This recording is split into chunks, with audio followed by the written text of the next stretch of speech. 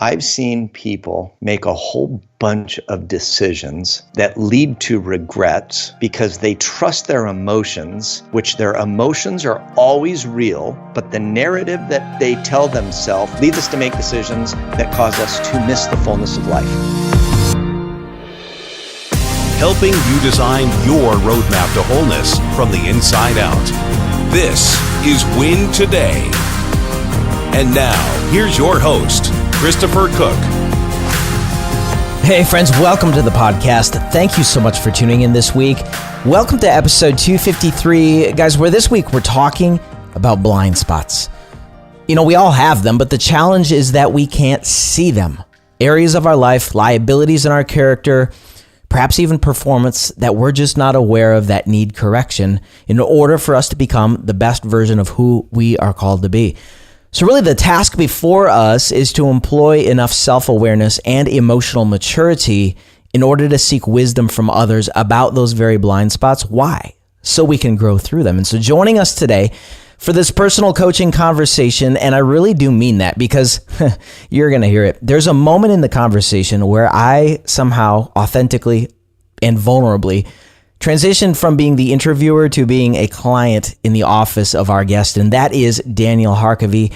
He's a renowned personal coach, executive coach, and author. So I'm excited to share that with you. Also today, we're going to explore the issue of hopelessness and why, as you heard in the teaser, why emotions make a pretty poor compass for life. But hey, quickly, before we head into the conversation with Daniel, if you're enjoying Win Today, share it. Would you send a text to a friend or a family member right now and invite them to listen and follow the podcast as well? And then rate and review the podcast wherever you're listening. You know the drill. Here's why. When you rate, review, and share the podcast, the listenership grows and we get to help more people. Simple as that. Right now, here's Daniel Harkavy. Daniel, what a thrill to welcome you to the podcast. It's great to be with you, Chris. I love what you're doing and looking forward to our conversation. Thank you. Well, hey, I'm really fascinated by what we're going to be talking about today, and that's blind spots. Daniel, we all have them. But as you and I were even talking before we started recording today, the challenge is that we can't see them. And that's, guys, you know, that's the notion of blind spots. So we're going to dive into 7 key areas from your new book today. But in looking at culture today, Daniel, not just in leaders, we're in turbulent times. What's your take as a leadership coach about the pulse and the climate of culture today? Yeah, I think culture today, for many, we're just quite confused. And I have the good fortune of having conversations with people on a daily and weekly basis with people from not just throughout the United States, but around this globe. And the last year and a half or so has definitely taken its toll on us. So we humans are we're resilient, and we adapt and we figure out how to survive and thrive regardless of circumstances. You look back at from the beginning of time, humans just figure it out. You know, I believe we're image bearers of the Creator, so we know how to create as a result of being those image bearers. But I look at today, and a lot of us have taken a lot of hits, and unfortunately, there's probably a higher rate of hopelessness today, especially in certain demographics than maybe a year and a half ago, which remind me later, I just started a new not-for-profit to help those that are 15 to 30 to fight the drift and to follow that model and framework that you and I talked about earlier that is outlined in a book I wrote a few years back with Michael Hyatt, Living Forward. So yeah, I just think today's culture, we're hopeful and we're resilient, and then many are feeling a little hopeless and a little confused. It's depending upon where you're at, it's a pretty tough time. And for others, people are on point, mission clarity, moving forward, and loving on people. So it just depends on where you're at.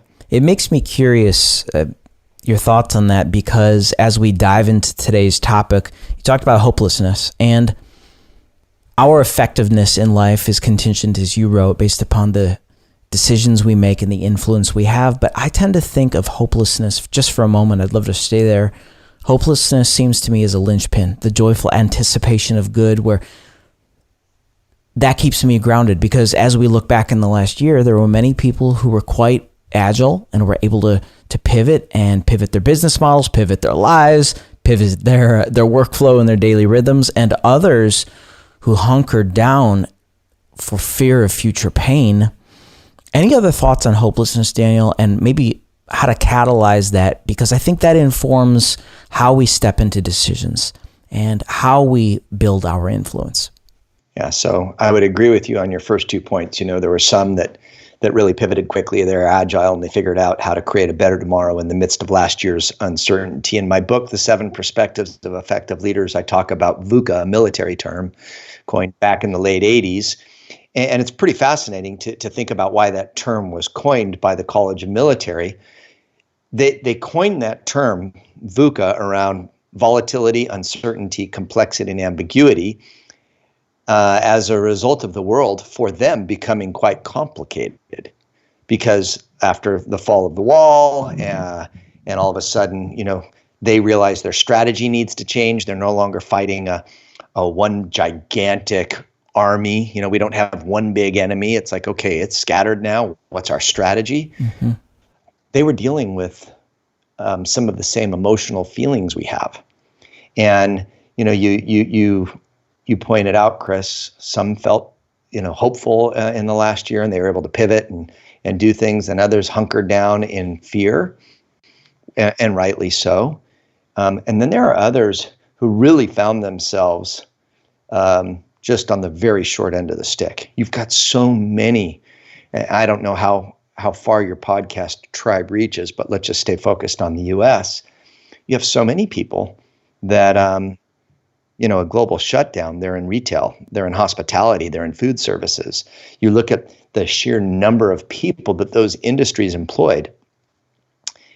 The government's help wasn't enough, and it wasn't fast enough for a lot of them. You look at homelessness around I live in an area outside of Portland, Oregon. I can be in Portland in a half an hour, but you look at what's happened here. You look at what's happened throughout California, all the way up in Seattle, and from what I understand, many other places. There were a lot of people that they're feeling hopeless for really good reasons. And then you look at young people who had all sorts of dreams and aspirations and hopes of going to this university or graduating or getting this job or having this type of a wedding or whatever it may be, right? Mm-hmm. And that's all put on hold. And then for many of them, their social structure got blown to pieces and they're isolated and they're staring at screens all day at that stage of life. You see where hopelessness comes from, because we were designed to be in relationship. Our rhythms have been broken. There's a whole psychology of crisis that impacts us, and that's why we find a lot of people that are today not struggling as a result of maybe themselves having COVID or loved ones, but it's more so of the ramifications that take place and the consequences of the shutdown and how it's impacted our overall well-being. Well, let's take exactly that and bring that into the light of this conversation, which is learning how to become effective in life, recognizing blind spots, of course. But I want to start with your premise from the new book. You talk about the decisions we make and the influence we have as sort of the foundation for our effectiveness in life. I'd love for you to unpack those two quotients. Yeah, so this comes to me as a working model. I've been the CEO of an executive coaching company, Building Champions, for 25 years. So back in 96, we opened our doors, and today we have coaches throughout the country, and we work with business leaders in all sorts of industries, not just in the U.S., but around the world. And what we do with business leaders is we'll move into organizations and we'll work with everybody from the CEO down to however many levels their budget and plans call for. But in some organizations, we'll be coaching 200 people at a time in levels 1 through level 3 in large, global, multi-billion-dollar businesses. So what we do is we come in and we partner with their leadership development teams to understand their leadership capacity building strategy. And then we bring our tools and techniques to complement what it is that they do. I'm a model maker. I create frameworks. I try to create models that make the complicated really easy to understand, because what's easy to understand is then easy to do or at least easier, right? So why decisions and influence? Leadership. Look it up. Look up all the different books on leadership. What are the attributes required in order to be an effective leader? What are the skill sets required in order to be an effective leader? There are so many different opinions. And I was sitting with a chairman of a very large company, and we were talking leadership. And I did what I like to do. I said, you know what? We've made it a heck of a lot more complicated than it is. Leadership effectiveness is determined by just two things. Debate me on this. It's your decision-making ability and your influence. You need to know what decisions you need to make. You need to know which decisions to make. You need to know who should be making the decision, if not you. So you need all of this intel in order to make the best decision, whether you're making it or you're making the decision to have somebody else make the decision. And then you need influence. You need the ability to mobilize heads and hearts of people to come together, to work together, and then to execute on strategies and tactics that will move you towards a future state. Mm-hmm. That's leadership effectiveness. You do those things right, and you're going to get results. So I, in 2014, came up with this, that premise of decisions and influence. And then I started having conversations with all sorts of leaders. And I know you read the book, The 7 Perspectives, and a lot of those leaders are in the book. And we debated it and, spoke about it. And everyone in the book came around saying, you know what, you're right.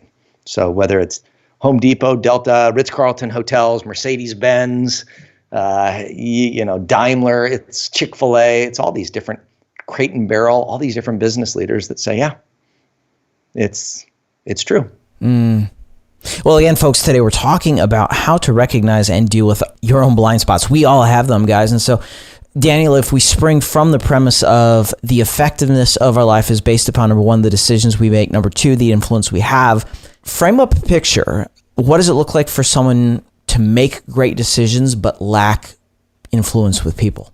How does that play out? Yeah, so just one correction point. The premise is those two elements, decision-making and influence, are required for leadership effectiveness. I like what you just said, and you said life effectiveness. So, Chris, this is a new thought for me, and you're planting a seed right now. And now you and I get to have a fun conversation. Yeah. Because I never said it was required in order for you to have life effectiveness. This is just leadership effectiveness.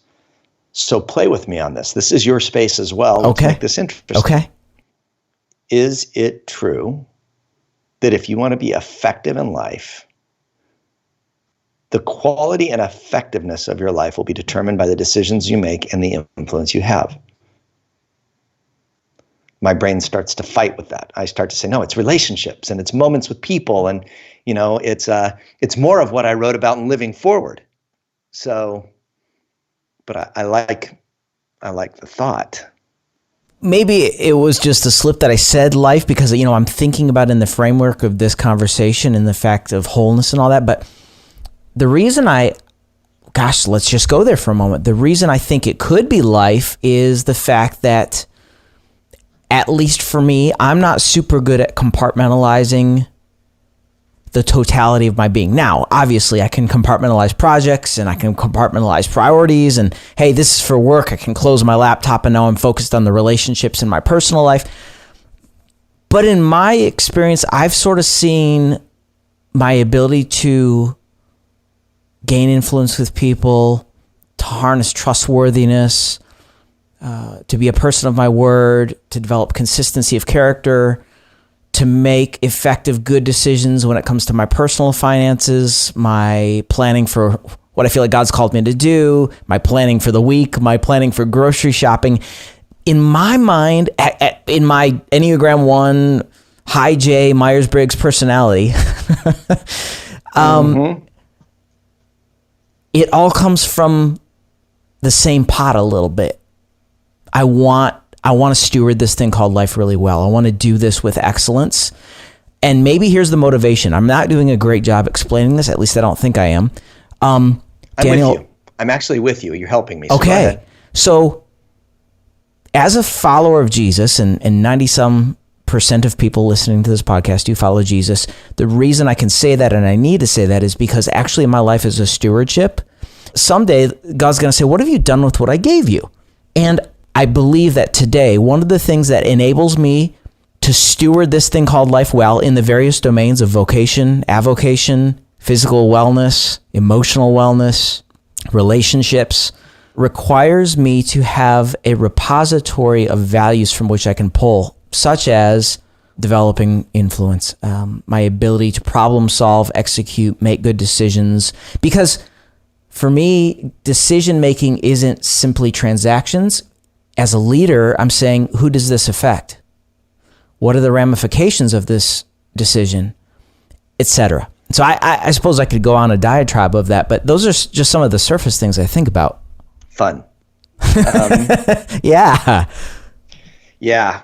So I'm a little further down the road than you, and I like listening to you think. I've got a few decades on you, and here's a really good way for us to frame this up. Okay. So that everybody listening, knowing that the majority of those that are following you are Christ followers, and they're tuning in because they want to better understand blind spots. Okay.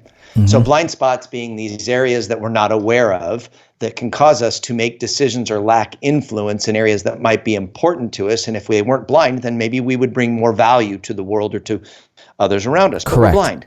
We don't see it. We don't know how we affect one another, right? Or we don't know where we have limiting beliefs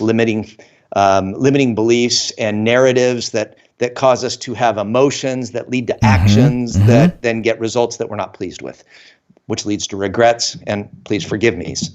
So where you're going, you use the word values. And what I want to do is I want to walk people through like the real gem in this fun podcast. Oh, this is fun. Okay? Yeah. This conversation. I've seen people now for the last 35 years of me being a leader and a coaching leader and a coach. I've seen people make a whole bunch of decisions that lead to regrets because they trust their emotions, which their emotions are always real, but the narrative that they tell themselves or that they're listening to that fuels those emotions, and then those emotions which then lead to decisions because we are, I'm doing this from home and you hear my doggies. That's great. We are emotional beings who use data and facts to back up our emotional decisions. Okay, so stay with me. We make decisions based out of emotion. And sometimes those decisions, based upon the emotions that are real, but the narrative not true, leads us to make decisions that cause us to miss the fullness of life. We make decisions that lead us to regrets. And you talked about values, okay? I wrote a book a long time ago where I said, I don't like values. In it, I said, I like convictions. Because you know what? Everybody has values. I value good health as I'm sitting in line at McDonald's. Now, that's not me. I don't sit in line at McDonald's, and I'm not bashing on McDonald's.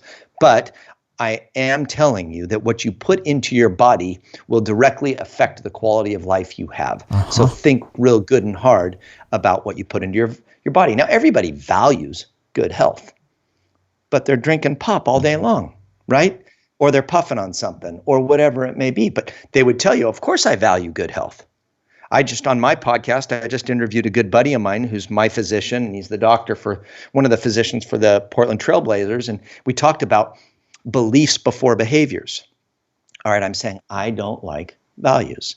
I like convictions. Convictions are these things that you will fight for. So if we're looking for blind spots and where we might have fault in decision making because we believe that if we made better decisions in life, we'd have a better quality of life. True, absolute, right? And if we knew who was most important to us and who we wanted to be in their lives, then we would better understand influence. And if everyone here are Christ followers, we know that we have one mission, and that is to stir up love and good works. And we've got the Great Commission, which is our life calling. Well, then here's the opportunity. What are your convictions? What are you convicted by? See, convictions are needed in order to make decisions in the times of difficulty. When the going gets tough, will you say yes or no? Will you turn a blind eye, or will you stand up for what you are willing to fight for? You're convicted by it. Humans, and usually I say leaders, who are clear on their convictions will then identify their correlating behaviors, the behaviors that show those around them and the world that they have these convictions, and they're crystal clear on those. So that when you have that opportunity and the feelings are so good, ooh, I would like to cheat and experience that. The lust of the eyes, the lust of the flesh, and the boastful pride of life. I would like to. Well, I'm clear on my convictions and my behaviors, so my decision is no. Because that will later cause pain, and the immediate pleasure isn't worth that long-term pain. So the opportunity, should you desire to eliminate blind spots, is for you to gain real clarity on what your convictions are. Does that make sense?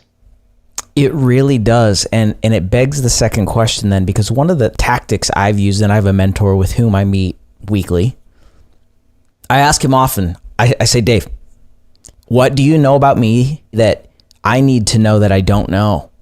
Mm-hmm. That's inviting feedback for my blind spots. I'd love to know, and this is actually a genuine question because I'm curious. So when I ask those type of feedback eliciting questions, when I have strong convictions in various domains of my life, does that make me more aware of the smaller details, the minutia, whereby I may not have as many blind spots in that area? How does that play out? I think what it does is it enables you to fight the emotional decision-making current. Got it. Right? And what happens is we'll make decisions based upon emotion, based upon circumstances, and those decisions might be made out of a short-term pain point or a short-term frustration or a short-term fear. And we feel these emotions that are very real, and we might make decisions that are not well thought through filters, which are convictions, and then we may have regrets. So when I look at people, so let me tell you a few things, Chris. Sure. So Sherry and I, my wife and I, have been married 33 years. I came to faith in Christ as a Jewish man at the age 22. Wow. And my life radically changed. I mean, radically changed. And it's been fantastic, for years and years and years. I have been one that understands that the more that I meditate on the Word, the more time I spend in community, the more that I'm doing to brainwash myself so that I can fight the cultural current and stay true to the mission, because that's the way the brain works. If you attend to what matters most, you inhibit the noise, and you need a system for working memory, which is why God tells us that we should meditate on His Word day and night. He understands the human mind. You know this. He made us. All right. Sherry and I have had 9 young adults living with us, differing periods of time. On top of our 4 children, we have grandkids, but we've had 9 young adults living with us from 96 through today. We have a 17-year-old living with us today, and 7 of the 9 came to us with some sort of a challenge, whether it was an addiction or just a dark, dark spot in their lives. And we've had the privilege of journeying with them. And what you learn when you spend a whole bunch of time with younger people is you just understand you understand more of how we humans make decisions, especially when we don't have all of our executive functions fully formed, or we've been through some sort of trauma, and that has inhibited us from really being able to do our best logic thinking. And we've enjoyed great success in doing this. It's been wonderful, and our lives are much richer. All right, I share that with you because it makes me keenly aware of how we humans are emotional beings that use logic to back up our decisions, like I said earlier.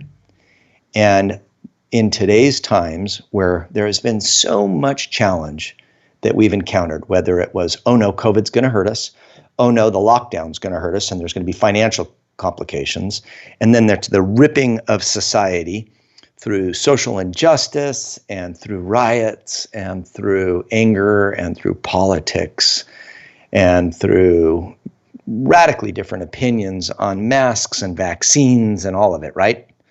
it's just a hotbed for challenge.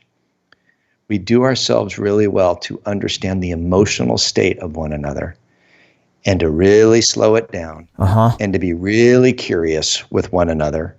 And it will help us. You know, we were talking about decision making. It will help us with influence, and we could totally take this off ramp and just talk about, for all of us today, dealing with this culture that you mentioned earlier, you know, in the state of it.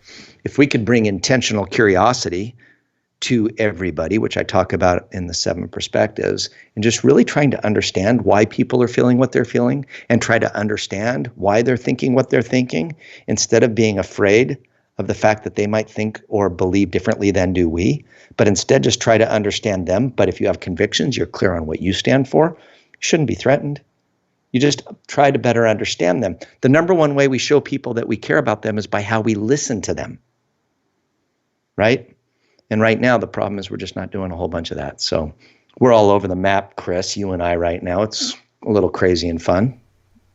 What I hear you saying is that what turns the key on this is empathy. I mean, without empathy, you're toast. Without empathy, you can't have trust. Empathy was the biggest leadership buzzword of 2020. It was huge. Yes. I mean, Harvard was writing about it. It was in every business periodical. It was like the big topic. Leaders needed to have empathy, especially in the midst of the social injustice challenges. And leaders, how are you going to respond? Well, you'd better do everything you can to understand the narrative, the feelings, the hurts of your teammates. If you do, if they believe you get them and you know what it's like to be them and you feel their pain, if that happens, well, consciously and subconsciously, then trust can build. Because you get me. And without that, I can't trust that you're for me because you actually don't really understand me. One of the challenges we faced, especially in the last year, is having our feet firmly planted in current reality. I love that you talked about that in the book, and even how we've sort of exemplified that in our conversation here in the last few minutes. Because reality here has been really uncertain. We're wired neurobiologically to avoid pain and seek pleasure. So I'd love for you to talk about that blind spot. What keeps us then, and you can even bring it into the conversation about convictions and what we just talked about happening in culture today. What keeps us from having our feet firmly planted in current reality? Well, I think right now, let's talk about humans and let's not talk about leaders. Okay. So what is current reality? I think that's what's causing the majority of us so much pain, is we really don't understand. You know, our governor, Kate Brown, for reasons that she must know, I don't, she shut Portland down again for the better part of a week. All restaurants and inside dining was closed last Friday and opened back up yesterday. My friends who own restaurants, like, how do you manage that business? Why did that happen? And why after 5 days? And what population eats at the restaurants? And like, how did that really curb the increase in COVID? Like, there's just things I'm not smart enough to know. Oh, and then which vaccine, if any vaccine, has the least amount of risk? And then what are the risks? And then I have young daughters that are 17 and 30, and daughter-in-laws who are 29, and, you know, soon-to-be daughter-in-laws that are 26. And what happens in their system? Because I'm hearing different things. I can't get to truth around it. You know, and if I have the antibody because I had it a year ago, why do I still need the vaccine? And then what will I get, you know, after we do or we don't? You know, are we going to still wear masks? There's just all of these different things, you know, and then you can get into all of the conspiracy theorists, and I'm not saying they're right or they're wrong. I'm not going there. But what's happened is, because we obtain information like this, right? News headlines are in front of us at young ages as a result of this thing, and the headlines are changing all of the time. And as we know now, if your headlines, because anyone can have a platform, if your headlines don't align with the powers that be, then your headlines go away. Cancel culture, yeah. You bet. So you've got, you know, it's like, well, what is current reality? And that's causing great stress for all of us. We don't really get it. We don't understand What is current reality 2021 truth? All right, you said that the majority of our people are Christ followers listening. Hey, folks, circumstances have changed, but the mission has not changed. Circumstances have been changing since the Hebrew Scripture times. All of our previous generations dealt with hardship and difficulty and uncertainty. And a few hundred years ago, the uncertainty was, would you wake up in that day and who would be storming your front doors to take over your property? So this isn't the first difficult time that we've had. This is just difficult and it's uncertain. And what's changed is that 40, 50 years ago, there was 3 primary news stations, right? And the majority of the people obtained their news at 4 o'clock, 5 o'clock, 7 o'clock, 10 o'clock, and that was it. And in the morning when they watched TV. But before that, it was just newspapers. And then before that, it was just a few newspapers. So the messaging made it a lot more easy for us to make sense of the world. Today, current reality, when anybody and everybody can have an opinion and we're getting changes to it in social media and news all the time, and we spend more and more time watching this, this is creating emotional illness in us, mental and emotional illness, because I don't know. We humans don't like not to know. Engaging with a volatile culture, such as the one that you've just described and the one we live in currently, teach us the leadership principle then of navigating through life as an individual who wants to live effectively, who wants to learn how to make good decisions and have influence with people. Because of my wiring and my temperament, I'm more desiring of certainty in my life than pursuing confidence. And I think this is a great place to teach people the difference between certainty and confidence. Of course, you talked about this in the book as it plays out in decision making. But Daniel, I'd love for you to talk about the difference. What is the difference between certainty and confidence, and which is more helpful at this juncture? Well, certainty is a fallacy in just about every area of life other than our faith. If we're going to build lives around the certainty of a Messiah and the certainty of heaven, knowing that that is birthed out of faith, right? But that's our truth. And we're gonna orient our lives around that truth as a result of what we've seen happen in our own lives from the day that we said, yes, I will follow, through today. Through the repetitive belief of the living word that's dynamic and can impact and transform head and heart. Okay? So if we say that's absolute truth because of our faith, well, then that's the one thing we can be certain of. But we can't be certain of anything beyond that. I can't be certain that you and I are going to finish this podcast. I can't be certain. Now, I can be confident because I'm in pretty good health and you seem to be in pretty good health. And you know, hopefully there's not going to be anything that's going to come in and catastrophically blow this podcast to pieces. But I can be confident that we'll be able to finish, but I can't be absolutely certain. I'm sure there were all sorts of people that were certain on 9/11 that they were going to have lunch dates. They were quite certain that at the end of that night, they were going to have the opportunity to see their families. They were certain. Well, they shouldn't have been, right? Because life happens. We live in a broken world. There are all sorts of people that were certain they were going to graduate from high school this year and have some sort of a really fun trip. All sorts of people that thought they were certain that they were going to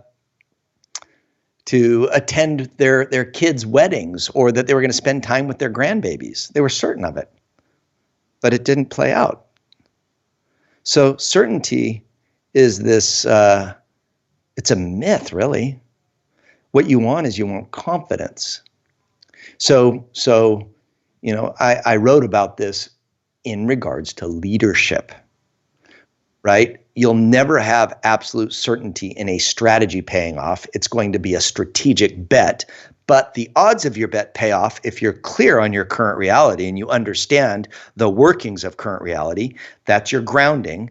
And then you anchor in a better tomorrow. That's long-term vision. That's your second perspective. Then you build these strategic bets and you can have confidence that they'll pay off because you have perspective 4, which is the perspective of the teammate, perspective 5, perspective of the customer, and you're demonstrating intentional curiosity in all of these areas, then you have confidence that you'll make the right business decisions and your bets will pay off.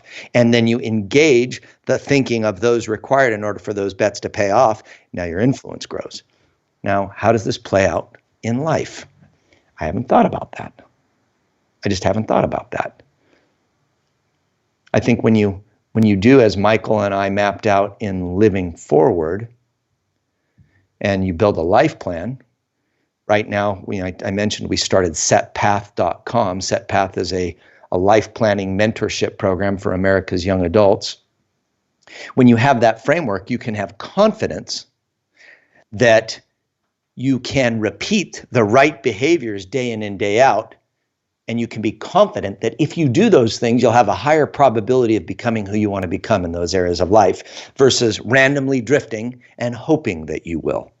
So you can be confident that that'll happen. In my life plan, Sherry and I have been married now for 33 years this July. And in my life plan, we're both going to be 57. I write a vision for us at the age 65. Now, I can't be certain that she and I will be around at 65, but I can be confident that if I pray with her in the morning and I pray with her at night, and I have at least a couple dates with her during the week, and if I spend the last 20 minutes of my day listening to her eye to eye, ear to ear, no interruptions, no shiny objects, and I ask the right questions, and there's a few other things that I can continue to do. If I do these things, they're the right things to do. And every time I do, I accumulate that equity and net worth in that account. I increase the odds, should we still be here, of having that marriage that I would love to see at the age 65. I'm confident that if I do these things, it's the best I can be as I steward this relationship. But I can't be certain that we'll be here when we're 65. Does that make sense?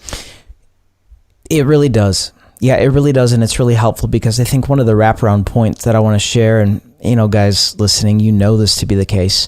At the end of the day, having done the best we're able to do with that which is placed in our hands, the commodities of our intellect and our relationships, we trust in the Lord with all of our heart. We lean not upon our own understanding. In all of our ways we acknowledge Him, and He will direct and make straight and plain. Yes, and that I think that really just encourages me, and I hope the listeners too, Daniel, about confidence, because if we were to shine a mirror upon 2020 and I were to look at that mirror, one of the things that in my temperament and wiring I've wanted to do because of fear of losing control is gain certainty. I know this is going to happen, therefore I can buckle down and hold my feet planted, but what an exhausting strategy that is. And you guys, you're nodding your heads right now. I can see you doing that right now. You're going, yup, that's exhausting. So, Daniel, I think the follow-up question I want to ask to that is then, what's your take on willpower?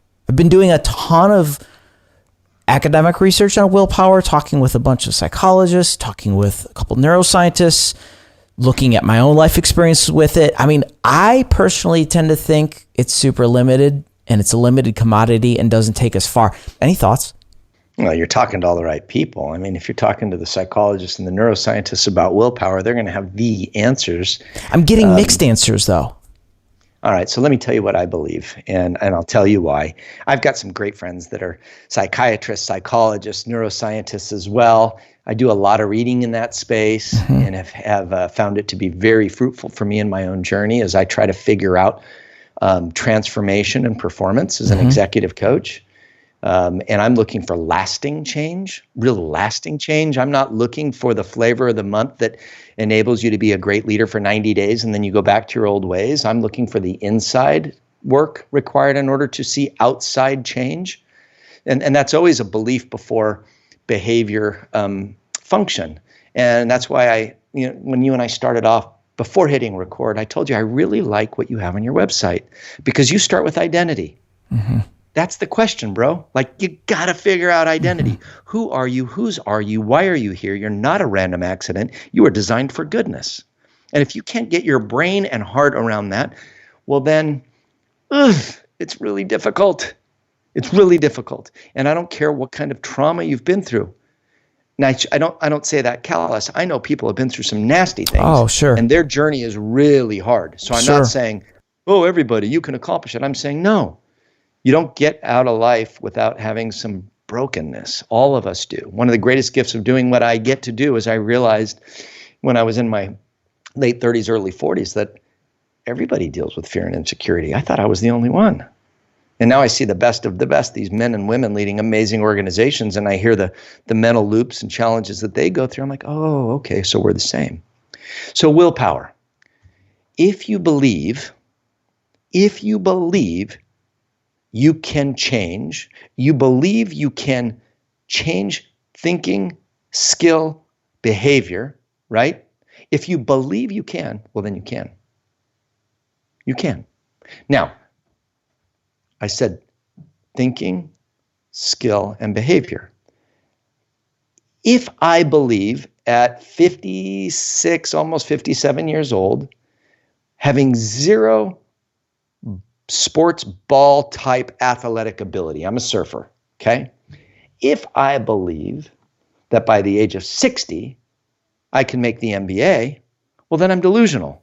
So this all falls apart, right? But if I believe that as a young man, now this is true, who'd only read one book through high school, who has no college degree, who was quite a troublemaking spaz prior to my young adult years, when I saw a friend write a book, I asked myself, well, if he can do it, why can't I? And watching him do it and him engaging me in the process because he wanted me to contribute and it caused me to say, I believe I can. All of a sudden I wrote a book. I had never run in my life. You know, I ran from the police when I was young. I ran the first few days of practice for football or baseball or whatever it was, and then I usually dropped out. But when I saw a friend run a marathon, having myself never run even a 10K, I thought, well, you know, I could probably do that. And I ran a marathon. You have to believe you can. So willpower, a belief in a better tomorrow and seeing somebody else do it or having somebody speak that belief into you is what's required in order for you to engage the small steps that will lead to the momentum, because you're getting little victories every day. You go out and you run a mile for your first time and you did it. And somebody celebrates that with you. And then you run 2 and you did it. And you write for a half an hour and it's not great, but you did it. And you celebrate the fact that you focused and wrote for a half an hour. And you do that day after day after day. And pretty soon you write for 3 hours. And you don't edit, you just write. You know, your friend, my friend and client, Michael Hyatt.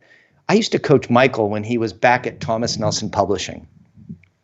And Michael was the one who said, Daniel, you need to write Becoming a Coaching Leader. You've got so much content in you. You need to do it. Oh, Michael, I'm a spaz. I'm his coach, right? And I run a business. I'm a CEO. And he's like, no, Daniel, you really need to do. And he's the publisher at Thomas Nelson at the time. This was probably 20 years ago. And he transferred the belief into me that I had really good content in me and that I could get it done. My client did that for me. And then you fast forward to 2016 and he and I write the bestseller Living Forward Together because it radically impacted him. And what a fun journey. You know, I was his coach and yet he transferred belief into me. So sometimes we can have a belief transplant. Somebody else can put it in us. It's so incredibly helpful because in my mind, in many ways, willpower deals with behavior modification. And I believe belief goes back to identity, and identity requires transformation, spirit, soul, body. It's a holistic, integrated approach to life. And I'd like to propose belief shown upon your true identity, which animated you inside your spirit, the vigor and vitality of who Daniel Harkavy is. And that deep belief motivated soul, your mind, will, and emotions to be motivated to act thusly. not just because you wanted to change your behavior and do something different, which is where I believe willpower is the limited commodity. And gosh, that's helpful, Daniel. I mean, I just got to be super candid real quick, because I went into today's interview with you having great respect for you and your writing and my association with Michael and all that. And I feel like I'm in class right now. And it's just, I'm a little caught off guard right now as an interviewer. We're having a fun conversation. And my hope is that the listeners are able to glean a nugget out of it. Yeah. Yesterday I outlined another book. And this book's called The Performance Gears. And that's going to be the working title, or the results gears. But what I see and what we teach at Building Champions is, first off, better humans make for better leaders. Mm-hmm. Okay. And that's where you and I align on this holistic approach. And that's why I found, your identity and wellness and, both from a spiritual and emotional and a nutritional, it's who we are, mind, body, and soul. Right. So, we have these gears, and the inner gear is what nobody sees.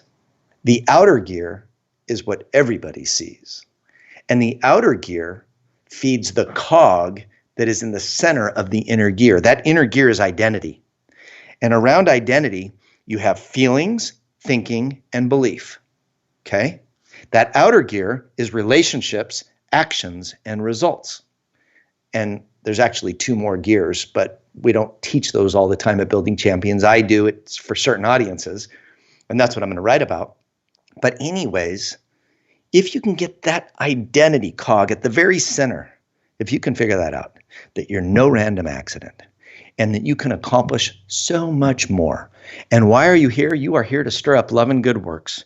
That's why you're here. He created you to serve him and to serve others, to stir up love and good works. And you use your gifts and your talents.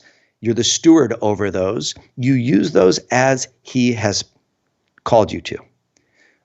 Well, when you have that at the very core of who you are, then you strive to please an audience of one.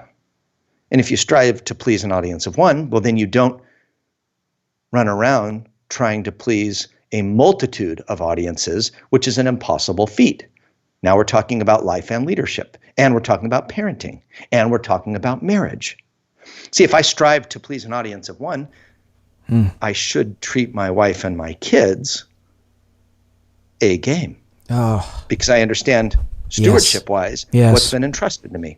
Now, if I try to please 4 kids, 2 kid in-laws, 2 grandbabies, a spouse, a mother-in-law, and parents, if I try to please all of them, nobody will be pleased, because they all want different things from me at different moments.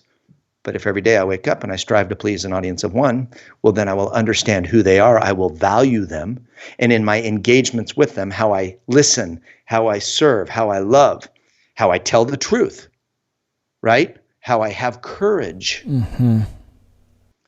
Well, then what that'll do is that will, at the end of the day, be best for them, because I'm striving to please an audience of one. And I should just be pointing all of them to the only true source of their joy and their happiness. So something I'll share with you every morning, I'm face down, and I've shared this with countless people. I have a prayer that I love to go through, and the middle part of the prayer is this, and I think there's something in it for you and for your listeners every single morning. The middle portion of my prayer, after the first part, which is just adoration and orienting for who he is and who I'm not, right? He's the creator, I'm the created, and I go face down and I remember that all day or every day. Then I move into the second part, where that is, Lord, help me to be who you've called me to be, so that I can do what you've called me to do. Help me to see people like you see them. Help me to love them like you love them. May I serve them in ways that bring you fame and glory. May I strive to please an audience of one. Would you use me today to flip the switches up on the hearts of everybody that I meet, one person at a time, pointing and directing them to you? Okay, then I move to the third part, which is where I just beg and plead and thank and all that goodness. This last year, at the end of the year, I went and I did, as you've read in Living Forward, I do my year-end away time to reflect on my life plan. And I look for themes for the year. And the big theme for the year, which I hope helps all of you listening, it helps me. And I said it once already. The mission's the same. The circumstances have changed. People don't allow the headlines to get you wrapped around the axle. The mission's the same. The world needs light right now. Don't allow your light to be dampened by taking sides on things that are not eternal. Don't act like you can affect an outcome here that is going to cause other people to feel the love of Christ if there's a win-lose situation. We're here on mission. We're here to love. We're here to listen. We're here to serve. I hurt that testimony if I take sides on things that can change every 4 years based upon what men want and women want when they vote. And I find it sad. A lot of us have got stuck into this scheme where we're making minor things the main thing, and we're losing sight of the main thing. The mission has not changed. The circumstances have.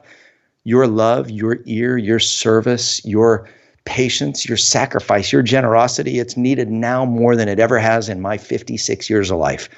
We need to be burning bright, like white, hot coal bright right now. That's who we've been called to be in today's times. Not people with anxiety, people with peace, people with love, people on point. So, I don't know. I'm so fascinated right now because as you're talking, and that was just a powerful couple of moments, Daniel. Thank you for that. When we're white hot, as you just said, it exterminates the foundation from which a false identity of fear, guilt, shame can thrive, I believe, which then keeps us from having, it actually keeps us from true influence, and I believe mutates influence to manipulation. Yep. And decision-making into control. And when we're motivated by fear, guilt, shame, it's all about self-protection, self-promotion. And what I heard you say in that is we have an opportunity to go to the center of that cog where identity is, to live from that place. And I think this is where I want to ask you to speak on next, because I love the fact that you're speaking to leaders in the 7 perspectives of effective leaders about this word, humility. Daniel, how does humility, number one, where does it sit in that wheel? We've painted a picture now of a cog with identity at the center. Does humility power the wheel? Does it sit inside the wheel? I'd love to just hear you kind of teach us about humility in this conversation. It's part of it's part of our identity. When I was 46, my big theme at the end of the year, when I did my year-end life plan and journaling experience, when I was 46, so a decade ago, the big insight was, Harkavy, you're an idiot. You just don't know that much. Now, that was not a condemnation from God. That was me understanding the reality of the fact that I don't know it all. I'll never know it all. Nobody does. So I should never act like I do. And that's actually liberating, because as a leader, my job's not to know it all. As a leader, my job is to surround myself with people that are really smart, oftentimes smarter than me, better than me. And if I can align their heads and hearts around a common mission for a better tomorrow, well, then that's my job. I need to know who has the right intellect and the right competence and the right capacity to make the decision. So as a human, humility is just being really comfortable that you're just not the best. You don't need to be the best. No one is. No one's the best at everything. What I need to know and I need to camp on is the truth that in Christ I can do all things, right? All things are possible to him who is able to do immeasurably more than I could ever ask or imagine. I need to have confidence in that. I need to have confidence that he will never leave me or forsake me, and he doesn't want to harm me. I need to have confidence in that. I need to have confidence in the fact that, surely goodness and mercy will follow me all the days of my life, and I'm going to dwell in the house of the Lord forever. So what the heck do I have to worry about? I need to have confidence in the fact that I don't need to be worried about tomorrow because today has enough problems of its own. So that enables me to experience that contentment and that peace, knowing he's got it all figured out. He tells us, cast all your cares upon me because I care for you. So humility, I'm not God. I can't act like him. And I need you. Chris, I need your gifts. I need to know that you're burning bright and that you're locking arm in arm in your influence, trying to point people to truth and the only real hope that's out there. I can't do it on my own. So I need you. I need your listeners. You know, coming from a Jewish background and having all Jewish family, I need Christians just to love, because I'm trying to love my parents into heaven, right? I'm trying to love my family into heaven. Like, don't be all nutty and like stand on street corners arguing for things that don't have eternal impact and that are going to cause people to lose sight of a loving Jesus and think that, you know, Jesus is a bigot or, you know, loves one group of people more than the others. That's not the gospel I ever read. Came for the Jew first and also for the Greek. In those times, that meant he came for everybody. Right? So we need to see people as he sees them. Humility. I'm not him. I don't know it all. And I need you, regardless of who you are and where you're from and what your experiences are. You bring value. And I've got a former CEO, now chairman of a large organization headquartered out of Europe. He's a man of faith. His name's Martin, and I'll leave it there. But I heard him speak to a group, and he said, you know, I see people. I don't see the tops of their heads, and I don't see their chins. I see their eyes. That spoke to me. It's like, that means everybody has value. I don't look down on people and see the tops of their heads. I don't look up to people and think only if I was that good. I see them in their eyes. They were created by the same one, and they bring value, regardless of what it is that they're doing or their economic means or their education, their upbringing. No accidents. If there are no accidents, I'd like to propose that keeps us on our toes, so to speak, keeping our eyes open, keeping us away from complacency that says, I've arrived, I'm here, I'm good. You sort of talked about that in the book about building fences around ourselves of comfort and complacency. And, you know, obviously that was about leaders and inviting outsiders in and perspectives that challenge their paradigms about how they're leading and their market share and the market presence and all that. But if we were to even kind of talk about that in terms of interpersonal relationships now, building fences of comfort and complacency and paralleling that to how Jesus did not operate, what's the challenge for us, Daniel? Yeah, so what Chris is talking about is the natural human tendency as we move through decades. And once we get to a place of comfort, subconsciously, we can move from trying to serve and to impact to this opposite position of defense, which is where we've tried to protect and enjoy. I've arrived. I've worked. I've paid my dues. I did what was right. Now I get to enjoy. Now I'm going to try to protect. No, don't take what's mine. This is mine. It's a natural tendency. You look at behaviors of toddlers. I've got little granddaughters now. You look at the behaviors of toddlers, and you see some similar behaviors when you see seniors. It's kind of fascinating. It's full circle. Yet, the life of Christ says that we're moving to the best part. Our existence here, whether it be 3 months or 3 years or 13 years or 30 years or 78 years or 98 years, our existence here in comparison to our existence and life is small. So we need to be speeding up and taking more risk and giving more away as we approach our latter years with less to lose, right? So take more risk. You just continue to get out of your comfort zone. I loved a drawing that I saw years ago, and it was done by a professional surfer, and he put it up on social media, and I loved it. And there was a box, and in the box it said comfort zone, and then there was an arrow to the outside, and it said where the magic happens. And I used that in a talk, and I just thought, you know what, that's absolutely true. Magic happens outside of the comfort zone. So what am I learning now? What's the new thing I'm trying? What's the new thing I'm launching at this stage of life? Where am I giving more? And that's the way I really believe we need to live. I was just on the phone today with my board of advisors, and one of them called me after. His name's Jerry Baker. Jerry was a client of mine 20 years ago when he was the chairman of First Tennessee Bank. He retired for a few months in probably early 60s, and then he joined me, and he's been a partner and a CEO mentor here, and now he's 78. And Jerry just shows up. He's like, "Come on, Daniel, let's go. The best is yet to come." Two of my advisors two or three are probably in their 70s, and I love how they live. They're not sitting there trying to build a fence around it. They're looking to stir up love and good works. They're looking to encourage people to be the best they can be. So when I see those types of people in their 60s, 70s, 80s, they're a few years ahead of me or a few decades ahead of me, I find that to be really inspiring. Don't build a fence. Continue to take risk. Give, serve more of your time as you find yourself with more time as you age. Give more of it away. Fill your calendar with goodness where you're serving because you've been called to serve. You're not serving because you hope that you get some kudos or some rewards here. Scriptures don't promise that. Rewards are in heaven. But boy, you get the joy of serving, which is really cool. Good things happen when you get dirty on the playing field instead of, being a bystander in the grandstands.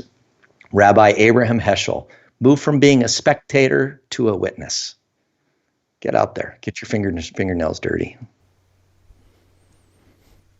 I love that you have people in your life that can speak to you, CEO advisors.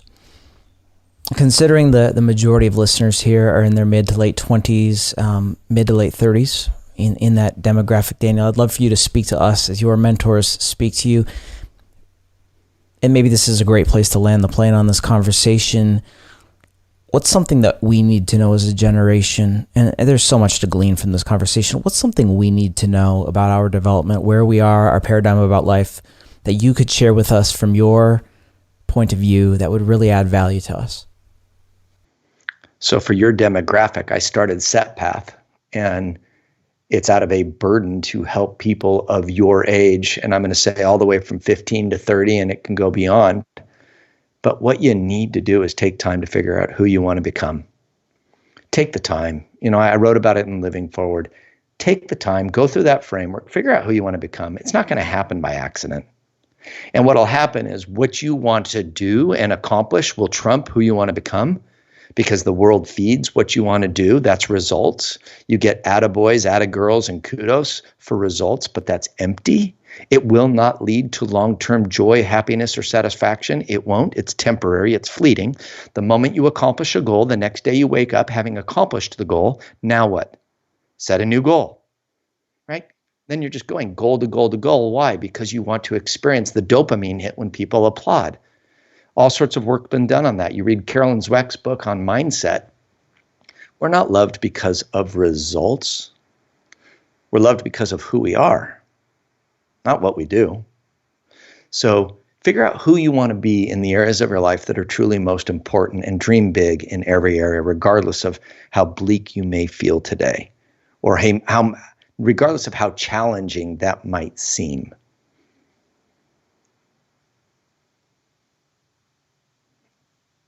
Surround yourself with people that you just don't think would ever meet with you or give you time. I taught my kids that when I was young, I think one of my superpower strategies was that every day I would try to make my palms sweat by putting myself in a really uncomfortable situation where I knew I just didn't belong. Like, I don't have the degree. I'm not that successful. I don't have that kind of knowledge. I wonder if they'll meet with me. I'm going to go for it. I would tell my kids, buy people coffee. If you want to learn from them, ask them, can I spend 30 minutes with you and buy you a cup of coffee? I have these questions and I would love to glean insights from you. My son started Harkavy Furniture years ago. One of the guys in the 7 Perspectives is Gordon Crawford.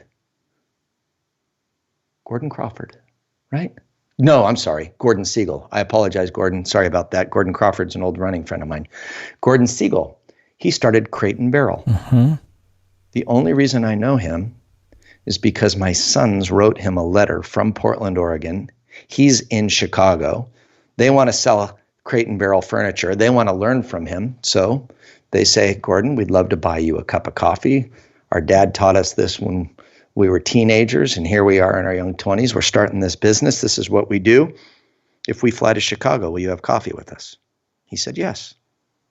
They're on an airplane. They go buy coffee for Gordon Siegel. What should have been a 30-minute turns into a half-day meeting, which leads into a relationship with me, and now he's in the book. Take risks. Take risks. Ask people for their time. Tell them you want to pick their brain. Go prepared. Think about the questions you want to ask. You know what? This is a good thing for everyone to hear. We all have this narrative that plays, it's a tape in our head as to, man, this is a whole lesson in itself, Chris. Why we can't, why they won't, and why it won't happen. And it's because of hurts in our past. But actually, that narrative is used to keep us in an imaginary cage so that we can't become who we've been designed to be. And you have to fight that voice. And the true voice is, you are loved. You are sons and daughters of the King. You are indwelled. You were created for a purpose. You can accomplish a ton. And the one who can do immeasurably more than you could ever ask or imagine is saying, go, cat, go. I'm with you. So those limiting beliefs, you need to get to the bottom of that. And sometimes you need some help. Sometimes you need to unravel some of the bad wiring that's taken place as a result of some bad things and lies and challenges that you may have encountered during your formational years, first 15 years of life or some stuff. Bad things happen. Just like you and I spoke about. Bad things happen to you. They happen to me too.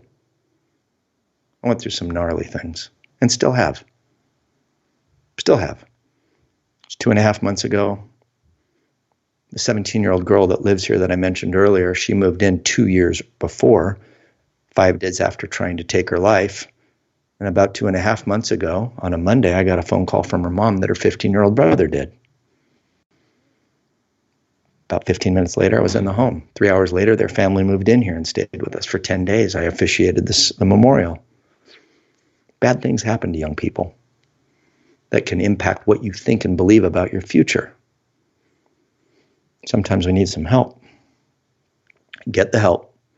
Fight the lies. The truth of the matter is, you were created for a really good reason. There is no random accident. He is inside of you, wants to use you. And it doesn't matter what you're doing, whether you're washing dishes, teaching kids, building things, accounting for things, going to school, staying home and raising kids. Oh, it's so good. Like, we need you. We need your goodness. And it's not this heroic thing that people read about in the headlines. It's every day that guy or gal showed up and they consistently listened, loved, and served. And they always gave the fame to the one who created them. It's the plan. I'm so out of words right now because I'm just grateful. Cool. I'm at a loss for words because I didn't anticipate today's experience, this interview, going in this direction. And I am so thankful. Daniel, thank you. Just thank you. What an opportunity to learn from you. Praise God. A privilege to get to have the conversation. May he be the one that gets the fame and the glory. Right? Amen. I'm a couple decades ahead of you, bumping along every day trying to figure it out. But certainty certain of whose I am, who he is, why I'm here, what I get to do, and that he's surrounded me with everybody on this planet who's got something beautiful written in their heart. So thanks for acting on you and who he's created you to be. Good to be with you, Chris. Daniel, thank you. Hey, again, guys, the 7 Perspectives of Effective Leaders. He is Daniel Harkavy. Daniel, before I let you go, how can people connect? I'd love for people even listening right now to be able to engage in the program you're talking about. So Set Path is a not-for-profit. It's a community benefit not-for-profit. You can check it out at setpath.com. It's in beta right now. We'll scale in 2022. Right now, we are providing it gratis, and we'll continue to provide it gratis, free forever. But it's to a limited number of people until we have the technology all figured out, because there's an app and a web-based platform that'll be used in the hands of our trained guides. We're training guides right now. We are looking for a few more, not a lot, but a few more for 21. You can learn more about it at setpath.com.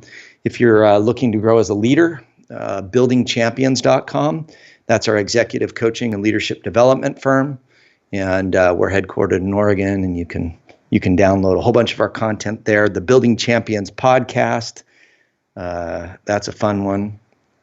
And the books, Becoming a Coaching Leader, Living Forward, and the 7 Perspectives will help you depending upon where you're at. And you can follow me on LinkedIn and Facebook. And sometimes I post fun surfing pictures or family pictures on Instagram once in a while. I just followed you on Instagram this afternoon, and I was just going to say, Daniel, I didn't know you were a surfer, so it's fun. Oh, yeah. Oh. Everything here. It's like, yeah, I was in the water Sunday. Wow. Been surfing with my high school friends forever, and oh my gosh, some of my kids, and I like the ocean. So good. Daniel, I'm humbled. Thank you for being here. Really. Thanks for having me, Chris. Great to be with you, buddy. Wasn't that a remarkable conversation? I mean, as you could tell, I totally got caught off guard because I felt like in that moment I was in a personal coaching session. And so, goodness gracious, the value, the wisdom he brought to me, to us, is going to stay around for a while. Now, here's the challenge, guys. We can't just leave this as information. We have to apply it to our lives. We got to go back. We got to listen. We got to take some notes. We got to find out how we can install these principles into our life so that applied knowledge transforms our lives. Do you want that? I know I do. So go to wintoday.tv/episode 253 right now. Get a copy of Daniel's brand new book. And joining us right here on the show next week is my good friend Lee Cummings. We're talking about meditation, healing your heart, and why you need a reset today. Here's a preview. Where's the brokenness? Where's the hard-heartedness? What have I become callous to? It's like when I used to read the Bible, man, I used to read chapters and chapters and chapters, and I was so interested in it. But now it's like I hear so many people say, it's like, I'm too busy to read the Bible, or I'm too busy to pray, or I've gotten used to going to church, sitting on the couch, or maybe not watching or listening or going at all anymore because I'm wrapped up in this, or I'm wrapped up in the Lord. This whole Hosea 10 is God saying, come back to me, your first love. Do the works that you did at first. Join me next week. Lee Cummings is here. You won't want to miss this conversation. Thanks again for joining the conversation this week right here on Win Today. I believe people just like you should be able to live successful, meaningful lives, and that's why I want to invite you to join the inner circle of readers on my email list who get weekly, well-researched self-improvement tips. So right now, go to wintoday.tv to sign up. It's absolutely free. And lastly, whether you're a new listener or have been listening to the show for a while, I'd really appreciate your rating and review of Win Today on the Apple Podcast app. So right now, will you write a short, honest review? Doing so helps expand the listenership of Win Today, and that would mean a ton to me. Thanks again for listening today. I hope you have an awesome week. We'll talk to you again really soon. Bye-bye.